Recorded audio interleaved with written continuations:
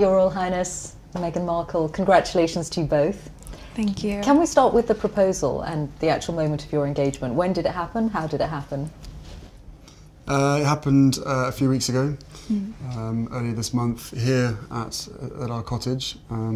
Just a standard, typical night for us. It's a cozy night. It was, what were we doing? Just roasting chicken and roasting having trying to roast a chicken. Trying to roast a chicken, and it was just an amazing surprise. It was so sweet and natural and very romantic.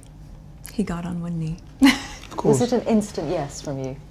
Yes, as a matter of fact, I could barely let you finish proposing. I was like, can I say yes now? She didn't even let me finish and said, can I say yes, can I say yes now? And then there was hugs and I had the ring in my finger and I was like, can I give you the ring? And she goes, oh yes, the ring. So no, it was a really nice moment. It was just the two of us and I think I managed to catch her by surprise as well. So. Yeah. And this is how long after you first met? It would be a year and a half, a little bit more than that. No, just about a year and a half, yeah. Which for most people would be quite a whirlwind. Is that how it's felt to you? I don't think that I would call it a whirlwind in terms of our relationship. Obviously, there have been layers attached to how public it has become after we had a good 5-6 months almost with just privacy, which was amazing. But no, I think we were able to really have so much time just to connect, and we never went longer than 2 weeks without seeing each other, even though we were obviously doing a long-distance relationship. So it's we made it work. How did you first meet? Yes, we first met. We were introduced actually by a mutual friend, who we should protect her privacy and not reveal too much of that. And but it was literally through her, and then we met once and then twice back to back, 2 dates in London. Last July, beginning of July, and then it was, I think, about 3, maybe 4 weeks later that I managed to persuade her to come and join me in Botswana, and we camped out with each other under the stars, and she came and joined me for 5 days out there, which was absolutely fantastic. So then we were really by ourselves, which was crucial to me to make sure that we had a chance to get to know each other. Yeah. But the friend who introduced you, was she trying to set you up? Yes, it was definitely a setup. It was a blind date. It was a blind date, and, for sure. And it's so interesting because we talk about it now, and even then, because I'm from the States, you don't grow up with the same understanding of the royal family, and so while I now understand very clearly there's a global interest there, I didn't know much about him, and so the only thing that I had asked her when she said she wanted to set us up was, I had one question. I said, well, is he nice? Because if he wasn't kind, it didn't seem like it would make sense. And so we went and met for a drink, and then I think very quickly into that we said, well, what are we doing tomorrow? We should meet again. What are we doing tomorrow? Let's meet again. And then it was like, right, diaries. We need to get the diaries out and find out how we're going to make this work, because I was off to Africa for a month. She was working, and we just said, right, where's the gap? And the gap happened to be in the perfect place. So how much did you, Prince Harry, know about Meghan? Had you seen her on TV? No, I'd never even heard about her until this friend said Meghan Markle. I was like, right, okay, give me a bit of background. what's going on here? So no, I'd never watched Suits. I'd never heard of Meghan before, and I was beautifully surprised when I walked into that room and saw her, and there she was sitting there. I was like, okay, well, I'm going to really have to up my game. I'm going to sit down and make sure I've got a good chat. I think for both of us, though, it was really refreshing, because given that I didn't know a lot about him, everything that I've learned about him, I learned through him, as opposed to having grown up around different news stories or tabloids or whatever else. Anything I learned about him and his family was what he would share with me, and vice versa. So for both of us, it was just a really authentic and organic way to get to know each other. And was that quite refreshing for you in the way that you've been brought up, with a lot of people knowing a lot about you? Was it refreshing? Or thinking they know. Or thinking they know. Exactly. Yeah, no, it was hugely refreshing to be able to get to know someone who isn't necessarily within your circle, doesn't know much about me, I don't know much about her. So to be able to start almost afresh, right from the beginning, and getting to know each other step by step. And then taking that huge leap of only 2 dates, and then going effectively on holiday together in the middle of nowhere, and showing a tent together and all that kind of stuff. It was No, it was fantastic. It was absolutely amazing to get to know her as quickly as I did. And starting a long-distance relationship, you were working on Suits, you had, I imagine, a packed filming schedule. You've got lots of commitments of your own. How hard was it to keep things going? It was, yeah. It was just a choice, right? I think that very early on when we realized we were going to commit to each other, that we knew we had to invest the time and the energy and whatever it took to make that happen. And so yes, with the filming schedule, it was not the easiest because it of course included a lot of travel back and forth, but... I don't think you've had any idea what time zone you've been on for the last year and a half. No. Coming over here 4 days or a week and then going back and then straight into filming the next day, 4 a.m. wake-up calls on a Monday, Yes. Straight into set, you know. And Right off the plane and straight to set, yeah, and just coming I'm just back trying and doing to it again. trying to stay as close as possible, but you know, on 2 different time zones and 5 hours apart does have its challenges. But we made it work and now we're here, so we're thrilled. But in the case of your relationship, unlike for most people, there's this whole layer of what it means to get involved with someone from the royal family. How much of a sense did you have, Meghan, of the enormity of what you were getting into, what it might mean for your life? I think I can very safely say, as naive as it sounds now, having gone through this learning curve in the past year and a half, I did not have any understanding of just what it would be like. I don't think either of us did that. We both said that, even though we knew that it would be. I tried to warn you as much as possible, but I think both of us were totally surprised by the reaction after the first 5-6 months of what we had to ourselves of what actually happened from then. So I think you can have as many conversations as you want and try and prepare as much as possible, but we were totally unprepared for what happened after that. The scrutiny. Well, all sorts. Well, I mean, I think also because there's a misconception that because I have worked in the entertainment industry that this would be something I would be familiar with. But even though I'd been on my show for, I guess, 6 years at that point, and working before that, I've never been part of tabloid culture. I've never been in pop culture to that degree, and lived relatively quiet life, even though I focused so much on my job. And so that was a really stark difference out of the gate. But and I think we were just hit so hard at the beginning with a lot of mistruths that I made the choice to not read anything, positive or negative. It just didn't make sense, and instead we focused all of our energies just on nurturing our relationship. On us, yeah. On us. And some of that scrutiny, and you ended up making a very public statement about it, some of that scrutiny was centred around your ethnicity, Meghan. When you realised that, what did you think? Of course, it's disheartening.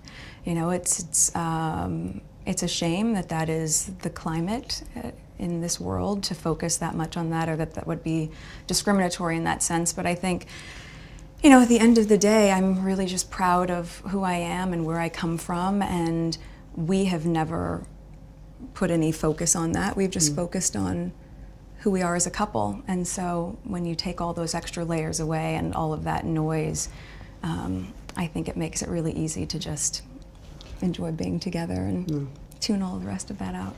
But now that it is all official, Prince Harry, do you have that sense that the combination of the two of you, your different backgrounds, that you together represent something new for the royal family?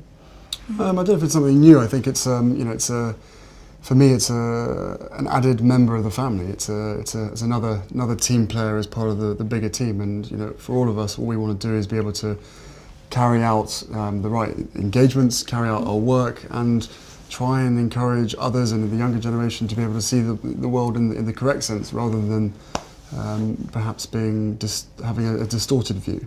So you know, the fact that I fell in love with Meghan so incredibly quickly was a sort of confirmation to me that everything, all the stars were aligned, everything was just perfect. It was this beautiful woman just sort of literally tripped and fell into my life. I fell into her life, and the fact that I know the fact that she'll be really unbelievably good at the job part of it as well, is obviously a huge relief to me, because she'll be able to deal with everything else that comes with it. But no, you know, we're a fantastic team. We know we are, and we hope to, you know, over time, try and have as much impact for all the things that we care about as much as possible. I am very excited about that, yeah. And Meghan, given your acting and the profile you had, you'd already been involved in various causes, you'd been an ambassador for UN Women. What about this new role? I mean, you're going to have a bigger platform, a bigger voice. What do you want to do with it? I mean, how Sing. can you imagine? No, I'm not a singer. I think what's been really exciting as we talk about the transition of this out of my career but into the role is that, as you said, the causes that have been very important to me I can focus even more energy on, because very early out of the gate, I think you realize once you have access or a voice that people are willing to listen to, with that comes a lot of responsibility, which I take seriously. And at the same time, I think in these beginning few months and now being boots on the ground in the UK, I'm excited to just really get to know more about the different communities here, smaller organizations who are working on the same causes that I've always been passionate about under this umbrella. And also being able to go around to the Commonwealth. I think it's just the beginning of a... There's a lot to do. There's a lot to do. And it's an immense change. You're getting a new country out of it, a husband obviously, but also giving up your nice. career. Yes, this is nice. Yes.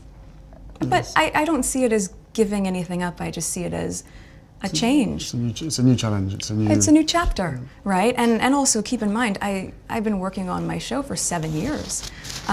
So we were very, very fortunate to be able to have that sort of longevity on a series. And for me, once we hit the 100 episode marker, I thought, you know what, I have ticked this box and I feel really proud of the work I've done there. And now it's time to, as you said, work as a team with you.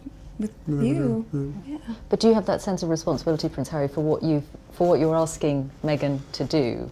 Of course, that sense of responsibility was essentially from day one, or maybe a couple of months in, when I suddenly realised, actually, this is, you know, I know that I'm in love with this girl, and I hope that she's in love with me. But we still had to sit down on the sofa, and I still had to have some pretty, frank conversations with her to say, look, what you're letting yourself in for is, it's a big deal, and it's, it's not easy for anybody. But I know that, at the end of the day, she chooses me, and I choose her.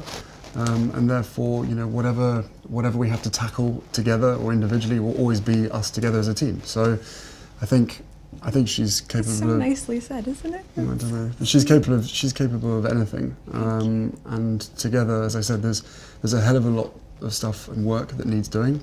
At the moment, for us, it's going to be making sure that our relationship is always put first. But no, look, both of us have passions for wanting to make change for good, and with lots of young people running around the Commonwealth, that's where we're going to spend most of our time, hopefully. And it was really one of the first things we connected on. It was one of the first things we started talking about when we met, was just the different things that we wanted to do in the world and how passionate we were about seeing change. I think that was that's what got date 2 in the books, probably. Plenty to talk about. Children? Not currently, no. No, of course, I think one step at a time, and hopefully we'll start a family in the near future.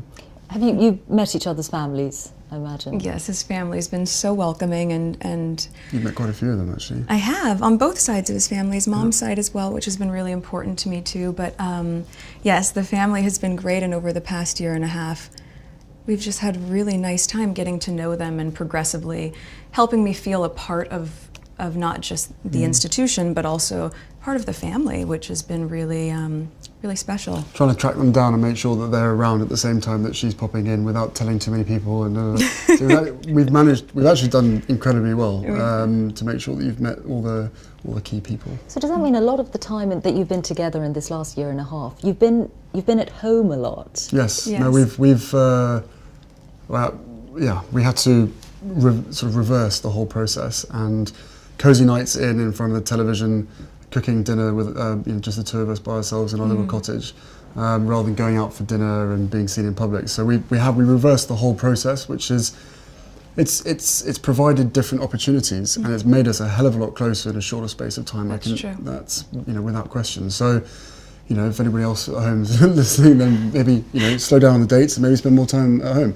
But no, it's for us. It's an opportunity to really get to know each other without other people looking or trying to take photos on their phones and all that kind of stuff. With that comes with the job, comes with the role. But Well, where it's possible, yeah. And we were able to really get to know each other that way. But also then to go and have friends over for dinner, or to go to his family for tea, or any of those sort of things. And even, you know, just to take the time to be able to go on long country walks and just talk. We've been all over the place. Have you met the Queen? I have, yes. A couple of times. What Yeah, was it's that true, like? a couple of times. It's incredible. I think, you know, to be able to meet her through his lens, not just with his honor and respect for her as the monarch, but the love that he has for her as his grandmother. All of those layers have been so important for me, so that when I met her, I had such a deep understanding, and of course incredible respect for being able to have that time with her. And we've had a really, she's an incredible woman. And the corgis took to you straight away. That's true. For the last 33 years being barked at. This one walks in absolutely nothing. Just laying on my feet during tea. It was very sweet. And it's just like, oh.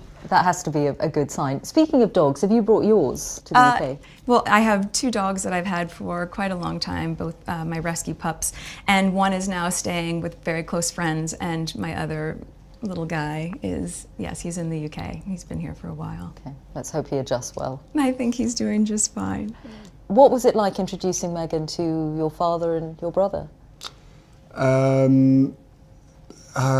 What was it like? It was exciting. I mean, I've been seeing her for a period of time when I literally didn't tell anybody at all, and then William was longing to meet her, and so was Catherine. So, you know, they're being our neighbours. We managed to get that in quite a few times now, and Catherine's been absolutely wonderful, amazing, as is William as well. Fantastic support, and then my father as well. We had a couple of. No, more than that. We've had a handful of teas and meetings and all sorts of gatherings over at his place as well. So, no, the family together have been absolutely, solid support, and my grandparents as well have been wonderful throughout this whole process, and they've known for quite some time. So how they haven't told anybody is again a miracle in itself. But no, the whole family have come together and have been a huge amount of support. They've been amazing. And Meghan, your parents, do you think, very happy for you, obviously. Do you think they have worried at all about the scale of what you're getting into? Well, I'm sure at the onset, both my parents and my close friends were concerned, because we got very quickly swept up in a media storm that, as I shared, was not part of my life before that. But they also had never seen me so happy. And I think also once my friends, were able to really meet Harry and my mom, who we've spent a lot of time with, who was so much fun. Your mum's amazing. It was just, obvious that no matter what we were being put through, that it was just temporary, and that we were going to be able to get through that. So everyone was really happy with me. He's talked to my dad a few times, hasn't been able to meet him just yet. But it's all been worth every effort. Yeah, it's been great. Your ring. Oh yes. Tell us about your ring. The ring is obviously yellow gold, because that's what, her favourite, and the main stone itself I sourced from Botswana, and the little diamonds either side are from my mother's jewellery collection, to make sure that she's with us on this crazy journey together. And it's beautiful, and he designed it. It's incredible. Yeah. Yeah. And make sure it stays on that finger. Of course. What does it mean to you, Meghan, to have those stones on your finger that once belonged to Princess Diana? I think everything about Harry's thoughtfulness and the inclusion of that, and obviously not being able to meet his mom, it's so important to me to know that she's a part of this with us, and I think in being able to meet his aunts and also to be like Julia and just different people who are so important to his mom, I'm able to in some way know a part of her through them, and of course through him, and it's incredibly special. And to be able to have this, which sort of links where you come from, and Botswana, which is important to us, and it's perfect. What do you think your mother would have thought of Meghan or said about Meghan? Oh, they'd be thick as thieves, without question. I think she would be over the moon, jumping up and down, so excited for me. But then, as I said, would have probably been best friends with Meghan. So no, it is days like today when I really miss having her around and miss being able to share the happy news. But with the ring and with everything else that's going on, I'm sure she's with us. I'm sure she's with us. Jumping up and down somewhere else. Prince Harry, Meghan Markle, thank you both very much. Thank you so much. Thank you very much.